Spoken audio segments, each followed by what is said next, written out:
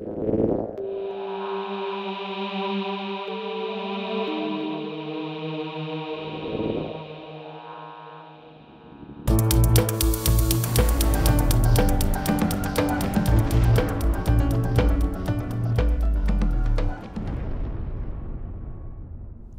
Creamer Media in Johannesburg, this is the Real Economy Report. Our top stories this week.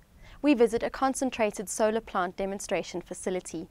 We find out what it's like to work in outer space, and remanufactured printer cartridges reduce carbon footprints. BBE Energy, a division of Bloemburton Engineering, has set up a demonstration linear Fresnel concentrated solar plant at its premises in Johannesburg. The company now hopes to build a pilot plant at a mine where it could power absorption refrigeration equipment. Creamer Media TV takes a look at the demonstration plant. You're looking at a compact solar collector where we are collecting energy from a set of mirrors up into a black collector pipe, and that's making steam. It gets to extremely high temperatures. Those four simple mirrors are orientated up to a steel pipe, and we can get up to about 200 degrees Celsius, which is very high pressure steam, and you can do a lot with that. We're very proud of our mirror tracking device. One of the tricks here, in fact, one of the only sophisticated things about it, is the trick was where you got the mirror to follow the sun. And we've invented our own system where we've got a light meter that senses where the mirror is pointing, and if it's not pointing in the right place, it points in the right place.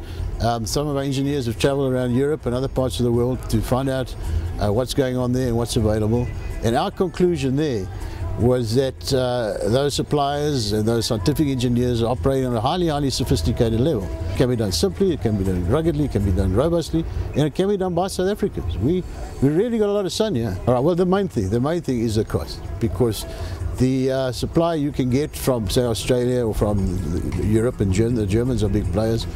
It's we could do this. We're projecting to do this well less than 50%. Recently, retired American astronaut Dr. Jeffrey Hoffman visited this country. Keith Campbell spoke to him. NASA astronauts have been involved in repairing the Hubble Space Telescope and several satellites in orbit, as well as assembling the International Space Station. I asked Dr. Hoffman what it was like to work in space. One of the satellites actually, it had it didn't weigh anything, but it had a mass of about almost 10 tons.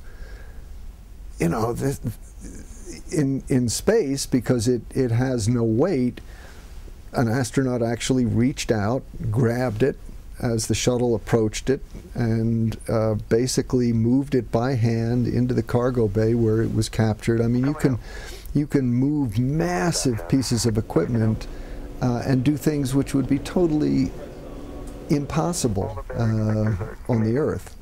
On the other hand, we were asked, when we went up to fix Hubble, to change out one electronic box which had not been designed to be serviced by astronauts. Normally, if you're wearing these bulky gloves and your mobility is kind of limited when you're in a spacesuit, and it's necessary to design the instruments such that the bolts are large. You can access them with big tools that we can hold in our grip. But this electronic box had not been designed for repair, so it had little 2mm screws that we had to take out about 16 of them, and they were supposed to be captive screws, but in weightlessness they weren't captive anymore, so they came loose. They started floating around. I mean, it was a mess. We were really at the limit of what we could do in a spacesuit. And so, as I say, some simple things become very difficult, and some difficult things become very simple. Printer consumables remanufacturer Royce Imaging Industries provides an environment-friendly product that reduces printing costs by up to 40%, as well as carbon emissions. Tracy Hancock reports.